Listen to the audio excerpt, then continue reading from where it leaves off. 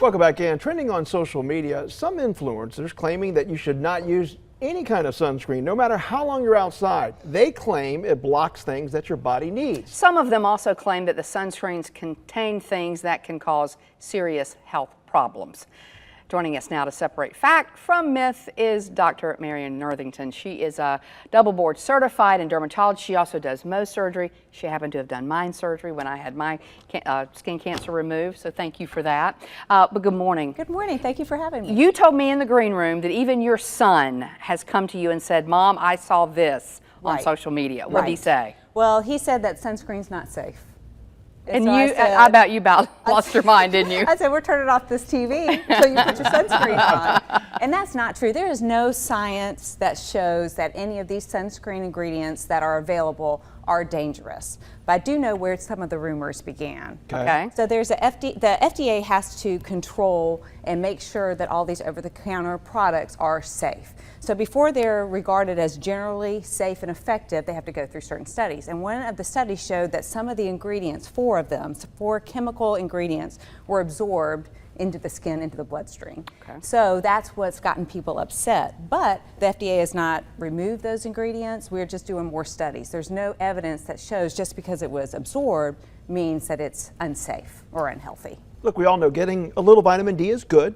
We can get them from foods. We don't have to get them from the sun. Right. But some of the concern leads here that if you're going to be out getting sunburned, well, a lot of us did that when we were kids. That's not a smart thing because it leads to other problems down the road. Right? That's right. So sunburns and even tanning, that is a sign of sun damage. So there's no safe tan, there's no safe sunburn, and sunscreen as well as sun avoidance behaviors definitely reduces your risk for skin cancer. Well, make us feel better. You weren't perfect yourself growing up. You were like us. But you said that you really get your skin damage from the sun exposure by a certain age. Right.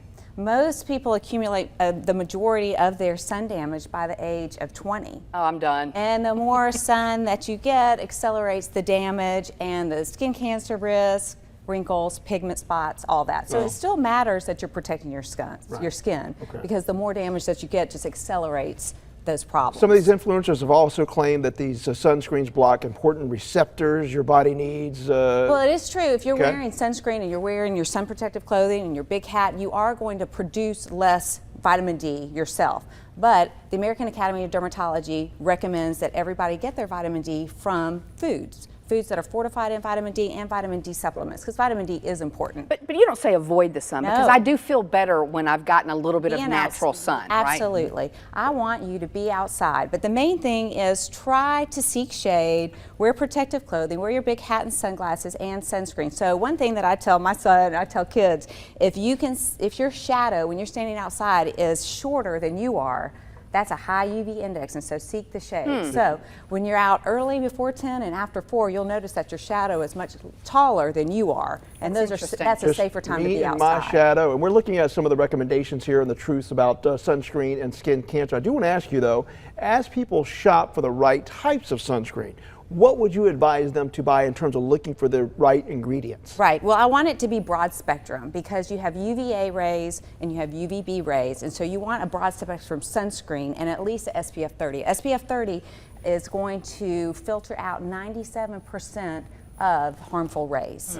And you want it to be water resistant. There's no such thing as waterproof, but water resistant, broad spectrum, and at least SPF 30, and something that you like. You know, all of these different formulations feel different, they smell differently, some are thicker, some are more white, some rub in better, and so different formulations are going to be more agreeable to certain But zinc oxide, one of those ingredients that you... I love zinc oxide, so that's a physical blocker. So sunscreens are broken up into chemical blockers and physical blockers, and some have both, like some of these have both, and that's called a hybrid sunscreen. All right, talk about the one, because we were talking about, you said a lot of people do get it in their part, and that's where I ended up getting That's where mine. I'll accidentally get burned sometimes when I have a visor on. And so a nice one to spray in your part line is a spray, an aerosol. But with aerosols, you don't want to spray them on your face because we don't think that that's safe to breathe that in. You would spray it on your fingers and rub it in. But you could spray it in You can spray it on your scalp as long as you're not breathing it in. Okay. Some great information, and we hope you come back because there's a lot of misinformation sometimes, so we need to straighten it out. And we know it's very serious. Some people, I mean, it takes some people's lives. It's that serious. Right, and getting a skin check